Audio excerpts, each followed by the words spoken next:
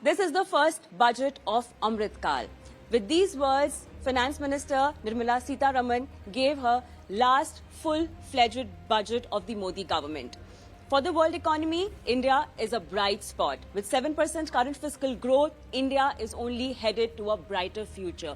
With these words, Nirmala Sitharaman presented the budget 2023 and welcome all of you. I'm Kavita Thapliyal. You're watching the ET Money Show and we are here at Deloitte Knowledge Center with a wonderful set of panelists and wonderful audience today to discuss not only what has come out from the budget but also what investors and traders and overall financial portfolio is likely to turn out after this budget.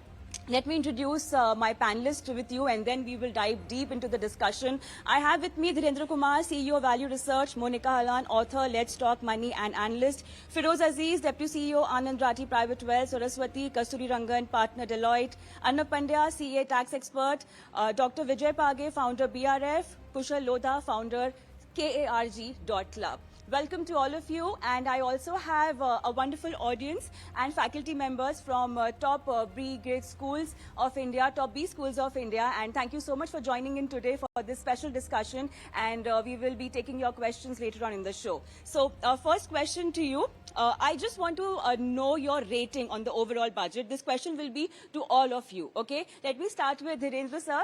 Out of 10, how much do you give to this budget? No, I'm not very enthused about this rating business, but nevertheless, I think it's an okay budget. I would give it a 6, 7 out of 10. 7 out of 10, that is your number. Monica ma'am. On the capex and the financial conservatism, I would do an 8 on 10. On rationalization of the taxes and capital gains, still a 6 on 10. We still have some distance to go. All right. I would like to know your reasons on that, but later on, Feroz, what's your number? I think 9 on 10. 9 on 10? That's aggressive. That's nice. Arnab sir? I would say 8 on 10. Kushal? I would say 8 on 10 as well. Ma'am? 9 on 10. 9 on 10. Okay, so that's really a high set of numbers. And what about the students over here? You've been 9 on 10? How many of you all for 9 of 10? All 9 on 10 here. All 9 out of 10? And what about the remaining ones? You all are 7, 5?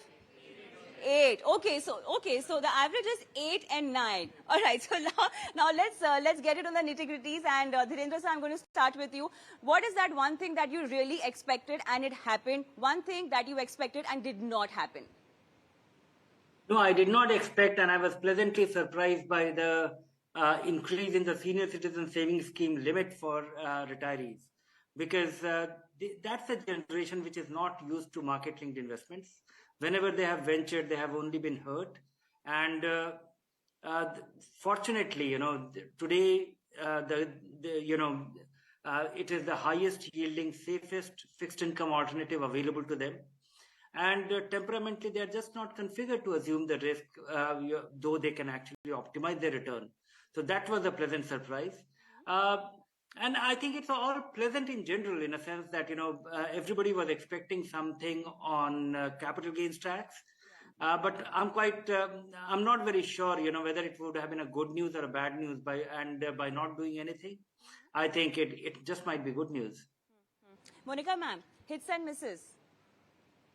I was happy to see that the fiscal consolidation road has not been abandoned for it being a pre-election year. I did not expect them to empty the treasury out, and glad to see that it has not happened.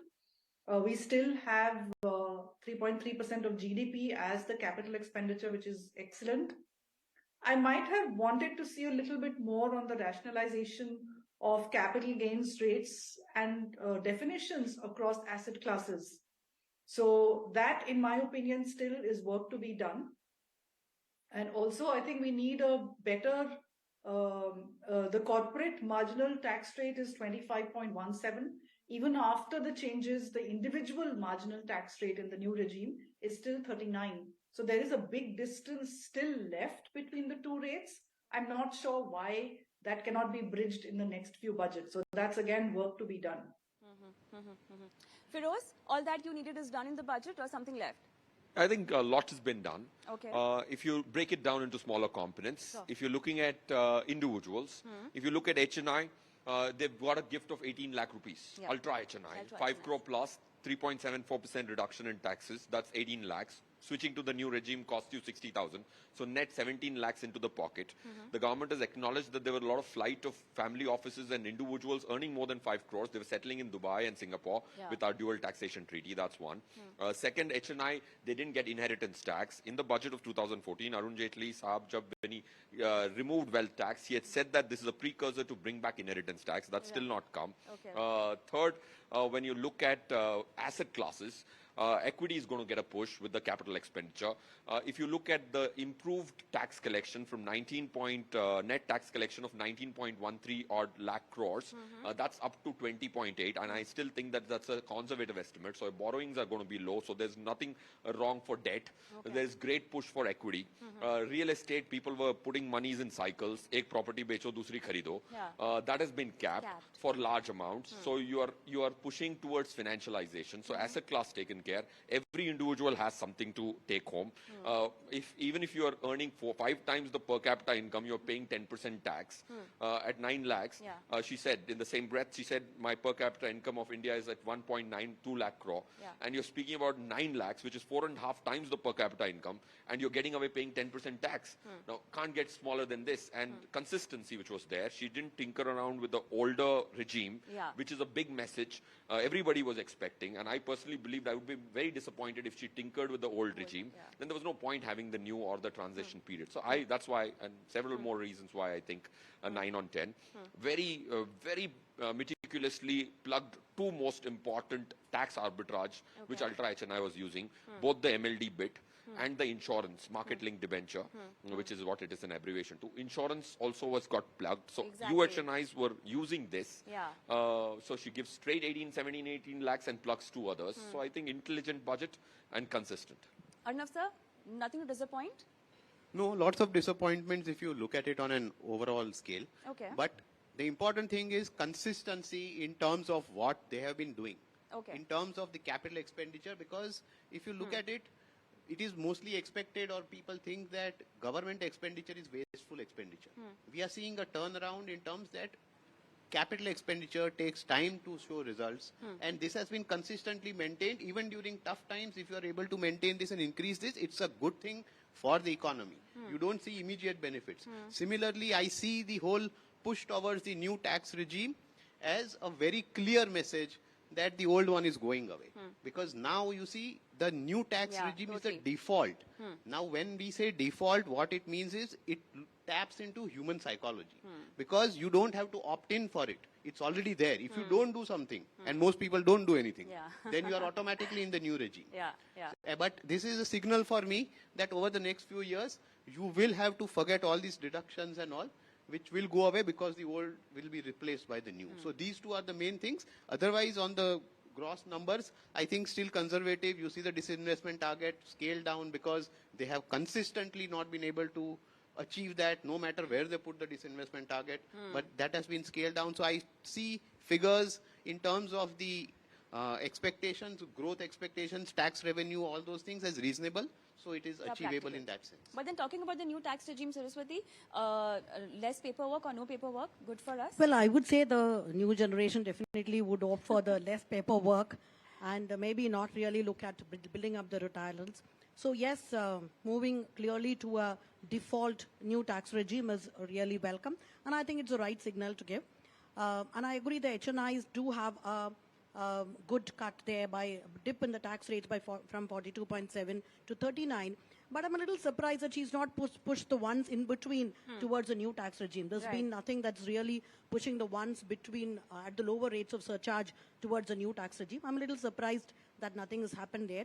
I also agree with Monica ma'am that 25% for corporates and 13.9 for individuals is still a long way to go. And we still have the UAEs and the Singapores welcome Indians. So I think that's something that could have been looked at a little more closely. Rationalization of capital gain scheme, I think, was long overdue.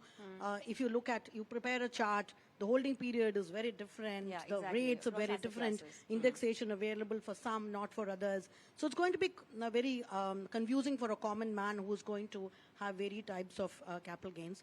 The other thing which I think is a miss is, again, from a startup, we were very keenly looking at that from the stock option tax payout, that is one good way in which a startup could remunerate those who are at senior leadership and welcome them to be their mentors. That I think there could have been something. Typically, a stock option should have been taxed at cashing out. Okay. That would make things easier, but maybe that was a miss.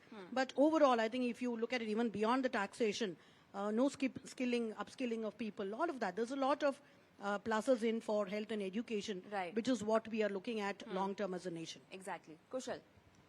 Yeah, I think I completely agree with Saraswati ma'am as well. Being a startup founder myself and a content creator also, I think like taxability of employee stock options should be at the time of sale when the employee is already like selling that equity, or like rather than, at the time of vesting, which is the current case which is happening in other countries, like in the Western region. It's usually at the time of sale when the stock is sold by the employees. That is something which was disappointing according to me. But one thing which I liked about the budget, which was expected, was change in the personal income tax regime as well. As all of you would know that in the last year when the new income tax regime was announced, not a lot of people had, gone into the new income tax regime because of the reason that deductions were not available, and a lot of people claim deductions like ATC, ATD, Mediclaim, etc. So now, as of now, if we just do a rough calculation also, considering an example of 15 lakhs, in the new income tax regime, the tax would be around rupees 1.5 lakh, which is just 10%. And even if, let's say, I switch to old income tax regime, even if I claim deduction of 1.5 lakh of ATC, 50,000 of NPS, or let's say 25,000 of Mediclaim, maximum, like even if I claim deduction of up to 3 lakh, I'll have to pay a tax of 1,80,000 on an average. So there are chances are higher that salaried individuals will now switch over to the new income tax regime, which is something which was needed at the moment, which was not happening in the last instance. All right. Now, on fundamental levels, Monica ma'am, just help me understand. What is a common man's issue right now? Inflation.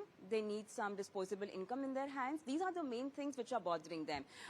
With the budget that's been presented and talking about the new tax regime as well, you think also the capital expenditure, which also in the short run, we might just see inflation going up slightly.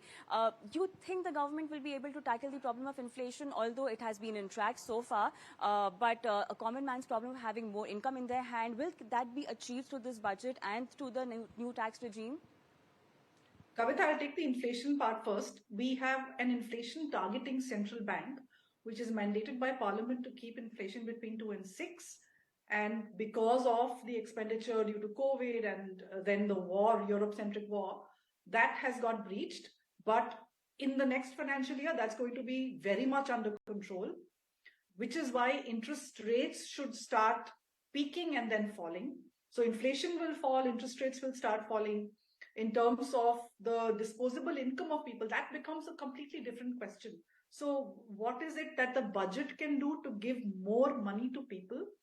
A very short-term approach, Kavita, is to look at tax freebies, 5,000 here, 10,000 there.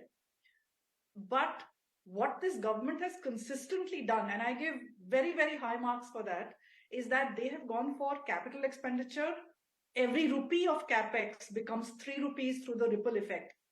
And I am old enough to be part of the 1991 cohort who joined work in 91 when the economic reforms actually started. The giant wave of growth over the next decade took us to places we could have never imagined growing up in a socialist country. So I have to tell you through simply the experience of my own life and the life of this cohort who came to work in that decade of starting 1991, the only thing that the middle class needs is an overall environment of growth, no socialist comments on wealth, to believe in a policy environment that being rich is good. Then the middle class, which is educated, can look after themselves. So rather than go for freebies and worry about this small tax break here, there, the larger picture of growth, better job opportunities, better enterprise opportunity, better raise opportunities, and just a better, more dignified way of living your lives rather than looking for some reveries here, there, Kavita. Right. I want to ask questions on the Mahila Samman Seva certificate also. But then before that, let's quickly listen into Finance Minister's presentation bit where she's talking about these schemes, especially for women. Commemorating Azadi Ka Amrit Mahotsav, a one-time new small savings scheme, Mahila Samman Savings Patra or Savings Certificate, Mahila Samman Savings Certificate will be made available for a 2-year period up to March 2025. This will offer deposit facility up to 2 lakh in the name of a woman or girls for a tenor of 2 years at fixed interest rate of 7.5% with partial withdrawal option. Senior citizens. The maximum deposit limit for senior citizens savings scheme will be enhanced from 15 lakh to 30 lakhs of rupees. The maximum deposit limit for monthly income account scheme will be enhanced from 4.5 lakh to 9 lakh for single account and from 9 lakh to 15 lakh for joint account.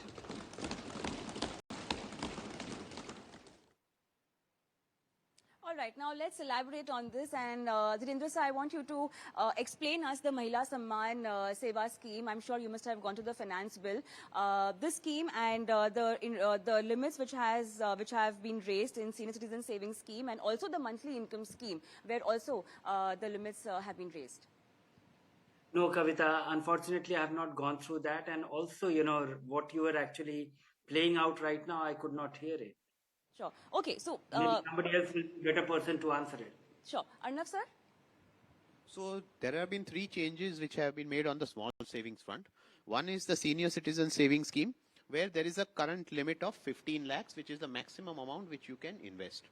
Now that limit has been raised to 30 lakhs. So which means that for a senior citizen who wants regular income, because under the senior citizen savings scheme, the interest is paid out quarterly. So you have a bigger amount which a senior citizen can invest in this and get a regular flow of income. Because the problem with senior citizens used to face is that they had a ceiling in it. Because even if you see the LIC Vyay Vanya Yojana, there is also a limit which is capped there. Right. So now senior citizens can devote more funds and get a regular income. That is the thing. Okay. Similarly, when it comes to the monthly income scheme, the limit was that if you were earlier a single holder, you could invest a maximum of 4.5 lakh rupees into it. Now that limit has been doubled. So you can invest 9 lakhs as a single holder. If you were a joint holder, earlier you could invest 9 lakhs. Now that limit has been increased to 15 lakhs. So ultimately what it means is that as a normal individual, you can put more money if you have funds into these regular income generating schemes which are backed by the government. So it's a good thing. And the third thing, which is the new Mahila certificate which is going to come out. From the details which they have given as of now, the exact thing will come later, is that it will be a certificate which will pay you 7.5% interest rate for 2 years. And you will be able to invest for that 2-year time period and put money there. Right. So this is meant specifically for women. So it's a directly targeted at women and for them being able to save and generate some income, which is safe, secure, and it is not open to market volatility. So that I think is the goal. Sure, you want to say something? Yeah. If I could just add to it, I think this is a move where typically if you look at India as an economy, the mentality is that I would look for tax-linked benefits when I'm doing an investment. So I think the message that is coming is under the new tax regime, there are no tax savings which one would get when investments are made. So normally what we would expect is with this kind of a move, there could be a dip in saving. I think this would definitely help the government to make sure that the dip in saving is somewhere made up, because savings do constitute a large part of government resources for capital investment. Right. So I think from that way, two things. One is it is in a way compensating on the savings.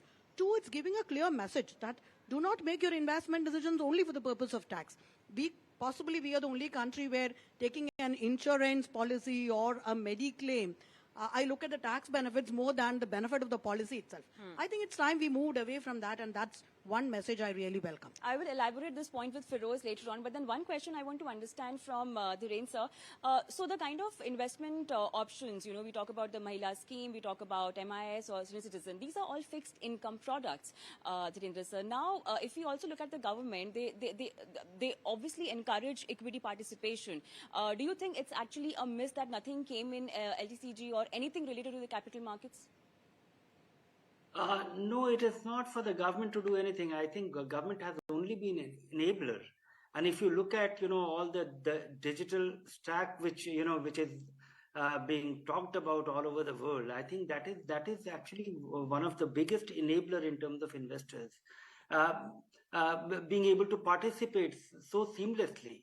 If you look at all the announcement that happened about the digital transaction, about the fintechs, the way they can actually participate, there is going to be a single source of all the information from where the digital enablement that will happen. I think that is the role of the government which they are doing. This is something which I think is much ado about nothing, because 2 lakh rupee for a lady, it's her own money, she can withdraw it anytime. I don't think, and when I look at the return, it is nothing special. Maybe it might have a draw for them because something which is targeted at them, because it's exactly the way we have this for the girl child, a scheme was created. It is a replica of PPF, but people save there. And that actually turns out to be a catalyst when you brand it and design something exclusively for someone. But 2 lakh rupees, I don't think it's a very big thing. Monica ma'am, your view? Kavita, whatever is done to induce women to onboard the formal financial system is good. So we know that women are kept outside of asset creation in most of the households, whether urban or rural. Women traditionally have taken recourse to buying and hoarding gold. Now, anything which induces a woman to go to the bank or somebody helps her onboard a formal financial product like a small savings deposit can only be positive in terms of at least introducing her to the process of onboarding formal finance. So I would just look at it as one more step to empower women to actually access the market which they need to come to and build assets in their own names. So it's a larger point than just the budget for me. Fabulous. One question to Feroz, and then later on we have to slip into a quick break. I'm getting that command. But Feroz, as Saraswati also was talking about initially, a dip in savings, because a lot of times, in fact, all of us are used to do investments for the purpose of tax saving. Now, with the new tax regime getting so much of thrust, what about our habit of saving? What about that discipline of saving and investing? No, I think a tax can't be the prime criteria.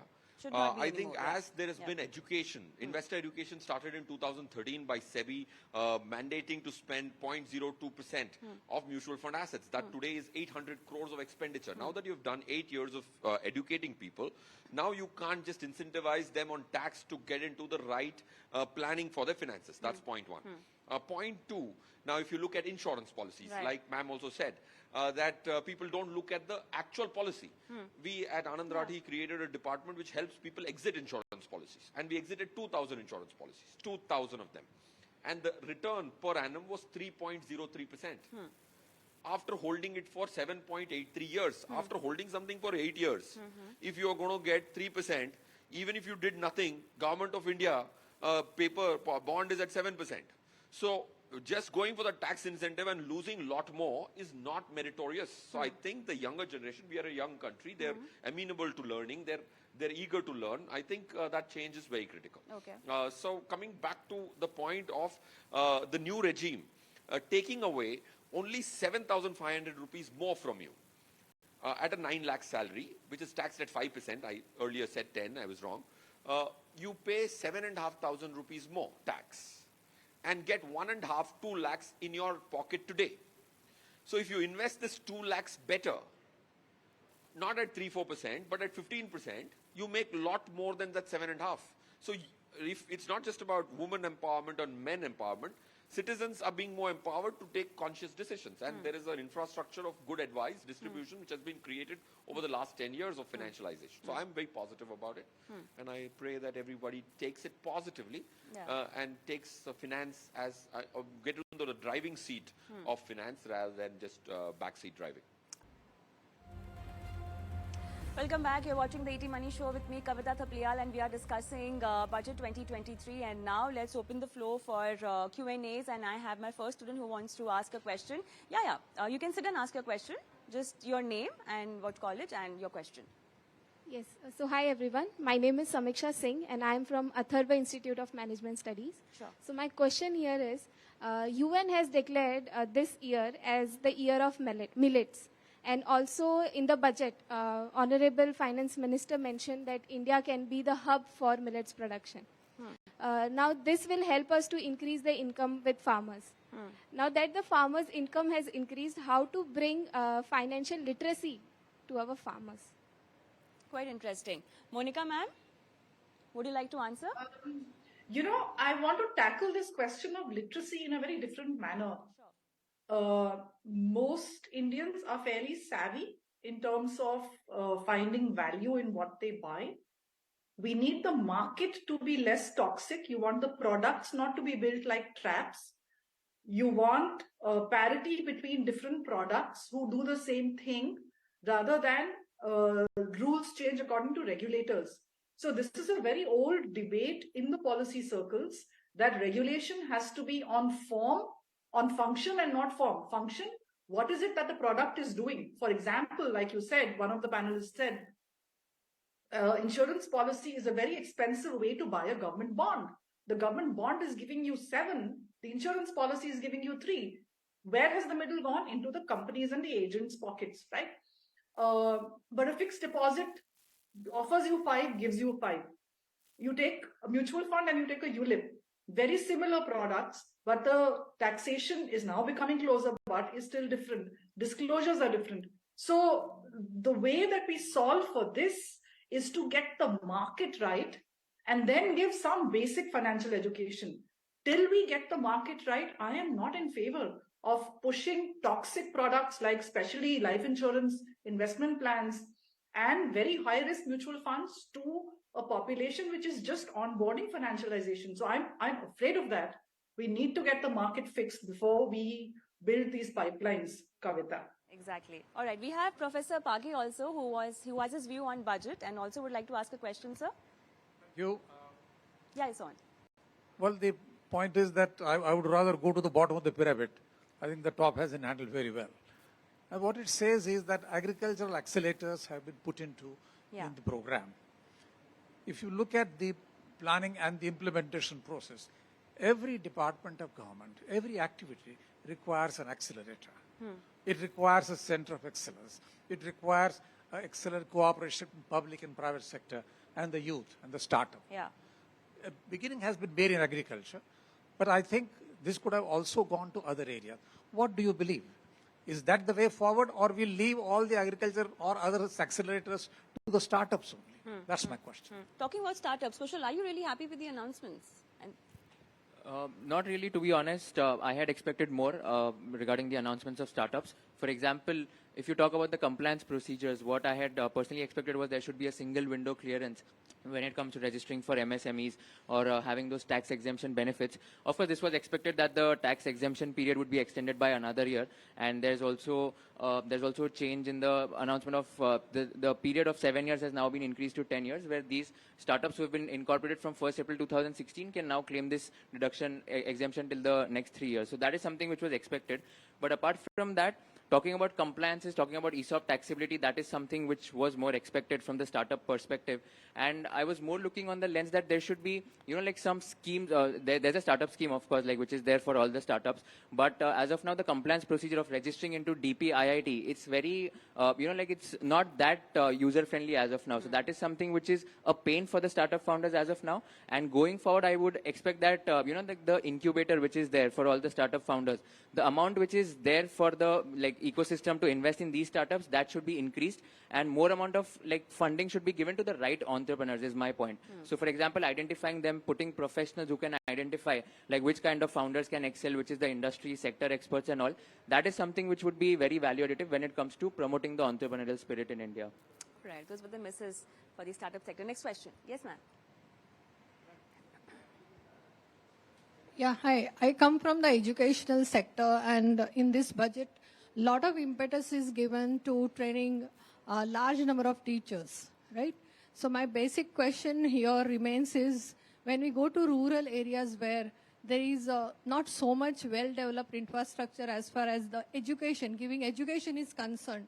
So from where you're going to generate these so many numbers of teachers, and how are you going to train them? So this is my question. Dhirendra, sir? No, I'm not very knowledgeable about this, but I think this is a problem.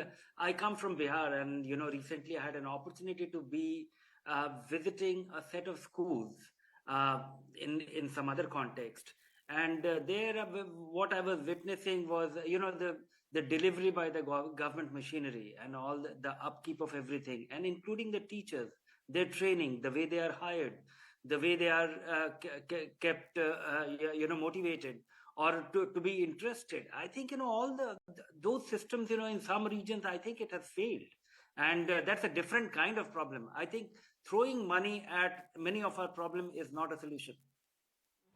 Next question. I'm Dr. Mangesh Kasbekar. I'm a professor at NL Dalmia Institute of Management Studies and Research. In the beginning, we all rated the overall budget, and most of us gave an 8 or a 9. I'm wondering from the panelists, what rating will you give for the MSMEs with regards to what kind of how budget has helped the MSMEs? Thank you. Arnav, sir? So if you look at the various provisions which have been made in the budget for the MSMEs, it's quite vast. So at each of these areas, if you look at all the areas which the finance minister has highlighted, and then you find that the MSMEs have found a mention in each of them. So the question here is also, what kind of effect will this actually have on the ground on the MSMEs? Because having a scheme is one thing, getting it across to the MSMEs and seeing a notable impact on them is a secondary thing. So that remains the question. As far as provisions are concerned, various points or various announcements are concerned, there is enough for the MSMEs to look forward to. The question now only remains as to whether it actually trickles down or flows down to them in the manner in which it should. Because that is the one area where we find that there is a gap between the announcement and what actual impact finally comes about. So, I mean, MSMEs, I would give it a rating of 10 on 10 on politics. Okay? The senior citizens have been taken care of, women have been taken care of, MSMEs and employment has been taken care of. So this is, you should see it as part of that overall reach. Next question, yeah. Hello everyone, my name is Apurva Soshi. I'm from Atharva School of Business. As we are talking about MSME, so MSME has received a great relief through this budget. So do you think they will face a big challenge for organizing large-scale manufacturing due to emergence of artificial intelligence and data analytics? So how can they scale up? Arnav, sir? So scaling up for MSMEs is always a big question, and which is where the funding gap which is there and the funding which is there is supposed to be the bridge between those two. The second point is also in terms of the various new technologies which are being talked about. See, technology is not meant only for bigger companies, bigger entities, so that they come, for example, now you see Apple, the kind of manufacturing it does. But you also have to look at the fact that whenever there is a big manufacturer, it brings an ecosystem along with it. And the ecosystem has to be strong enough, because you can't be saying that I'll just assemble a final product here without many of those inputs coming in from the surrounding areas. If you want real employment generation, if you want the MSMEs and the SMEs to actually succeed, you need to develop that entire ecosystem whereby those smaller units are able to feed into that bigger technology unit and provide the necessary thing, and which is what China has done, which is the secret of its manufacturing success. So if we have to go ahead on the manufacturing front, this is a very important thing, and which is where all these new emphasis on technologies which can actually be used by smaller units. That is the key to actually building up that kind of ecosystem. If I can just add, I think building up talent is also very, very important, and that's something that has found a place in the budget in terms of upskilling, specifically in the areas of artificial intelligence and developing for 5G, again, rated applications. There are going to be development focus on developing applications, and for all of these, the large institutes are being roped in. So I think from a talent perspective, it's important for MSMEs as well, and that's one area which I thought had got good focus in this budget. Yes, sir. Well, personally, I would assign possibly 9 out of 10 for this budget. But just would like to have views from the panel. Generally, it is said in classical structural finance that budgets are to be evaluated on 3 basic pillars: transparency, consistency, and simplicity. Out of that, you have already talked about consistency pillar. How would you rate this budget on transparency and simplicity pillars? Monica, ma'am? I'll take the transparency question first. Starting from 2 budgets ago, there has been a move to remove the off-budget items and take them on board. So what previous governments would do is that to show a lower deficit number, they would get the state enterprises to borrow so that it doesn't come into the books of the government. So, so you could never believe the numbers, and a budget where you can't believe the numbers is not worth the paper it's written on. So I think that transparency question got sorted a couple of years back, and I don't think there is anything hidden away in this budget. And in terms of simplicity, finally, it is a $3 trillion economy with 1.3 billion people. The historical tax structure which we have inherited is also very, very complicated. The simplification of all of this will take time. The move to this new tax regime is an attempt to start simplifying some of these things. Another way would, of course, be to rationalize the capital gains structure. It cannot be a very simple exercise. The budget cannot be, simply because of the number of variables and the number of concerns and the number of constituencies which need to be addressed. But I think the disbelief in the numbers has got sorted, and that's a big one. Yes, sir. Hello, this is Dr. Chandrahas Deshpande from Wellinger Institute of Management.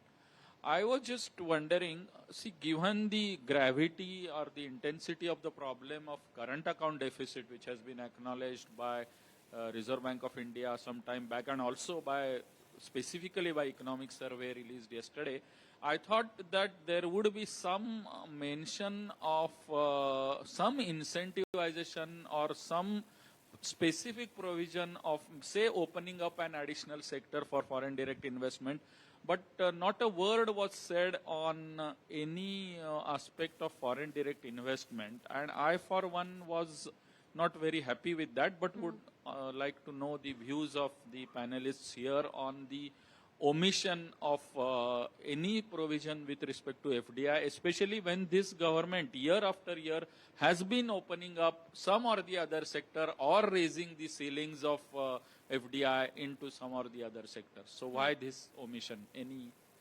view on this? Dhirendra, sir?